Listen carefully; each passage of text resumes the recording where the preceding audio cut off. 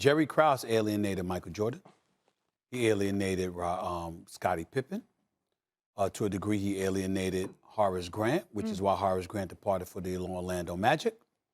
And he alienated Phil Jackson. Eventually. But more importantly, what he did was he alienated them most of all by consistently focusing on the future instead of enjoying the present. The present was the Chicago Bulls delivering championship after championship. Imagine if you're a 5-time champion and you're back-to-back champions. And before the season even begins, Jerry Krause walks into your face and tells you, I don't give a damn if you go 82-0 and you win the championship. You're still gone after this season. Now, we can say what we want, but there is no excuse, even as a champion, to justify him going to them and saying something like that.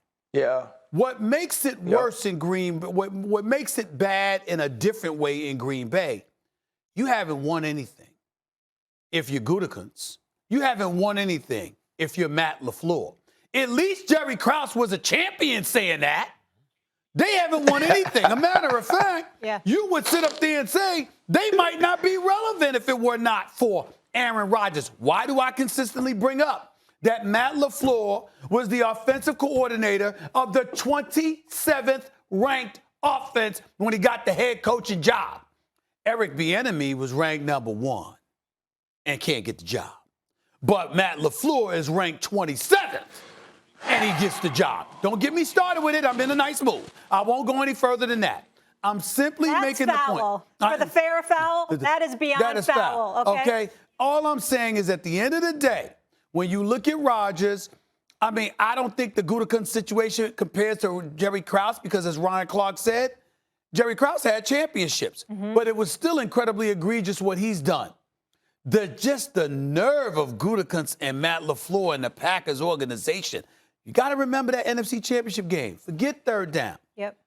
Aaron Rodgers thought that we had a fourth down. He never entertained the possibility that the ball would be taken out of his hands. And Matt LaFleur said they never even discussed it.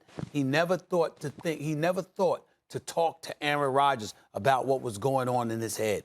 There's a lot of stuff that's going on in Green Bay. They brought this on themselves, but it doesn't compare to Jerry Krause. RC, what do you think?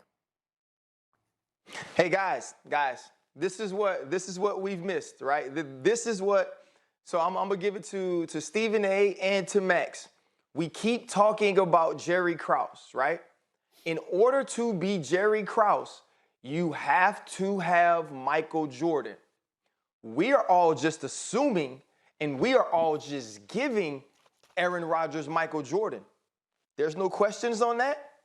Let's count the NFC championships. 1, 2, 3, 4, 5. He only been to 1 Super Bowl.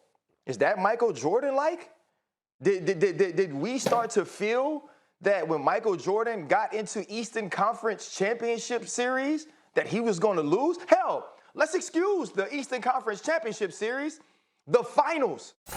Look at Jerry Krause. He had the greatest player of all time, and he didn't necessarily just come and alienate Mike, right? Jerry Krause was just in his mind, he was always planning for the future when he had a team that was the present. Not just a player that was the present, but a team. What he never did, though, was draft Anthony Hardaway. He never drafted Grant Hill. He never drafted any of these 1s or 2 guards that was going to take the ball out of Michael Jordan's hand or replace Michael Jordan. You know why? Because it was Michael Jordan. There was no replacing him. It didn't matter who you drafted, who you moved up for, who was the next guy. He wasn't going to be Michael Jordan because Michael Jordan did Michael Jordan-like things. Aaron Rodgers hasn't done Michael Jordan-like things. So the only person being alienated in Green Bay, because Gutekunst is trying to build a winner, is Aaron Rodgers, because Aaron Rodgers said, you know what, you can't draft my replacement because I'm Aaron Rodgers. You should be trying to help me. So has Gutekunst made mistakes? For sure. He has alienated his superstar. The thing is, his superstar ain't Michael Jordan. I appreciate the distinction, but to me, that's nitpicky. You're right. There's never been a Michael Jordan of football because Michael Jordan of football would be if Tom Brady had Aaron Rodgers' physical gifts. That would be Michael Jordan, right? That's not happened yet. Maybe that will be Mahomes. Let's see. But it hasn't happened yet. But that's nitpicky. The bottom line is this. Here are the two main things. When you trade up to draft Aaron Rodgers' replacement, that means the GM is looking to the future of the team, even if it means alienating the superstar. That's what Krause did. Again, broad brushstrokes. That's what Krause did. He looked to the future and thereby alienated the team's superstar. And by the way, when it comes to coaching, Stephen A., Phil Jackson was dead in the water as a coach. He credits Jerry Krause for saving his coaching career. Same thing here. Whether or not it's saving, it's a reach for a coach who has worked out. Where we can say LaFleur hasn't worked out. He shows up for a team that was regressing. They go to 2 NFC championship games. But has Jordan Love worked out? Are we sure that was a good choice? We don't know. We don't know. We have no idea because we haven't seen him play. But I will also say this.